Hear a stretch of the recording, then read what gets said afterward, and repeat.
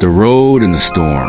Elias Myers had been driving for 8 hours straight when the storm rolled in. Sheets of rain slapped his windshield, reducing the world outside to a blur of white headlights and black tarmac. He'd been headed for a small town up north to start a new job, something in construction, something temporary. But the road was empty and the gas needle leaned on E. When he saw the flickering neon sign, Greenville Gas and Service, he almost laughed in relief. It glowed weakly in the downpour, light reflecting off puddles like liquid mirrors. He pulled in, engine sputtering, and climbed out into the bitter wind. The place looked like it hadn't been open in years, but one fluorescent light above the door buzzed and blinked, and that was enough hope for him. Inside, the air was stale. The walls were lined with peeling advertisements for motor oil, old candy, and cigarettes. Behind the counter was a bell, and a glass window thick with grime reflected his own uncertain face. He rang the bell. Nothing. He called out, "Hello?" Need some gas here! The silence that answered seemed heavy, not empty, but filled, as though the air itself was listening. After a minute, the back door creaked open. A man emerged, thin, gray-haired, wearing the kind of grease-stained uniform that could have been a decade old. His name tag was missing. He smiled faintly, but his eyes were hollow. Just one customer tonight. Guess you'll be the last. Elias chuckled nervously. Well, I just need a fill-up, and I'll be out of your hair. The attendant nodded. Pump 3's still working, mostly. Elias swiped his car at the pump and watched numbers crawl upward, the storm worsening. Thunder rolled through the valley like a drumbeat. Then, just as he glanced toward the store, the lights went out. The gas stopped pumping. The sign went black. Even his car headlights faltered. For a moment, the world was absolute darkness. Then the screech came. It wasn't metal or wind. It was human, ragged and high-pitched, a sound torn from somewhere deep in suffering. Elias spun around, heart racing, but saw nothing beyond the downpour. He sprinted back to the store, shouting for the old man. Inside, he reached for his phone, no signal. The power was still dead, and the rain outside had become a wall of noise. Hey, you got a generator or something? He yelled, stepping into the dark aisles. Something banged in the storeroom. Echoing thud. He froze, listening. Then another noise followed. Softer this time, a laugh. A child's laugh. Elias's breath came shallow. Who's that? No answer. Only the rhythmic dripping of water from a leak somewhere above. He grabbed a flashlight from his car and returned, its beam cutting the shadows. The aisles looked warped, bending away from the light like they were breathing. His beam caught a reflection, wet footprints, small, bare, leading toward the back door. Not the old man's, a child.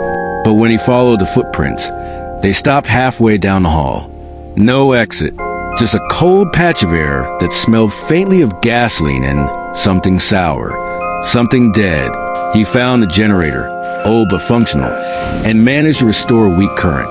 The lights flickered back to life, and somewhere outside, the rain eased. He returned to the front desk, but the old man was gone. On the counter, something new sat waiting.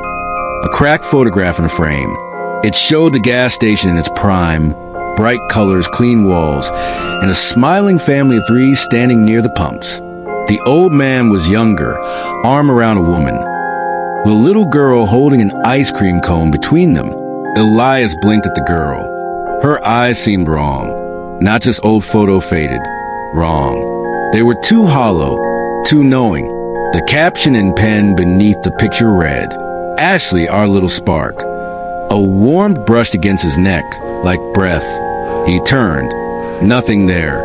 Only the soft giggle again, this time right behind him. He swung the flashlight wildly. What the hell do you want?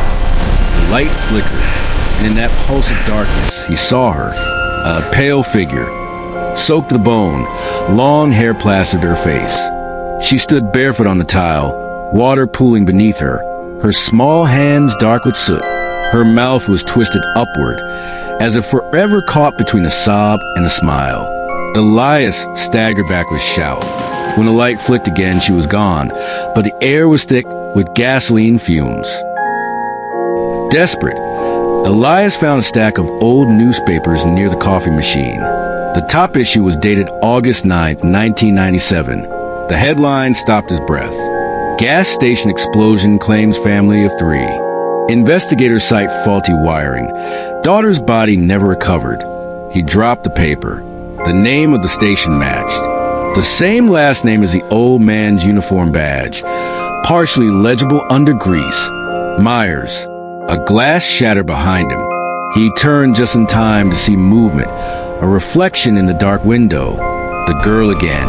Her mouth open now and screamed echoed through the building even though no sound came from her. Then came the smell, gasoline, heavy and raw, like it was pouring from the walls. She was recreating the night she died.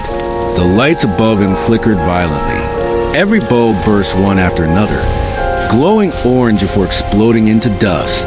His flashlight died. From the darkness came the whisper, soft and cracked like static. Daddy left me here. Elias backed toward the exit, tripping over a display of chips. The front door was jammed. It wouldn't budge. The storm outside had stopped completely, replaced by a still, suffocating silence. Then he saw them, through the glass, the family, standing by the pump. The woman, the man, and the girl, their flesh rippled, eyes black voids. Flames danced all over their bodies while consuming them. They turned toward him in unison. The girl lifted her hand and pointed to the gas pump still in his car. A spark flashed.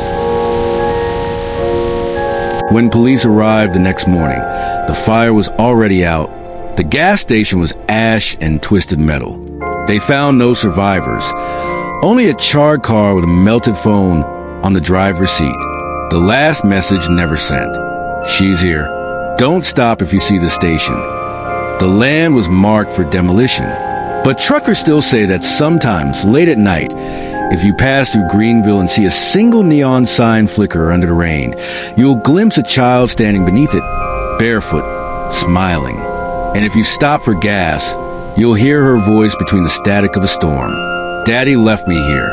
Now you won't leave either.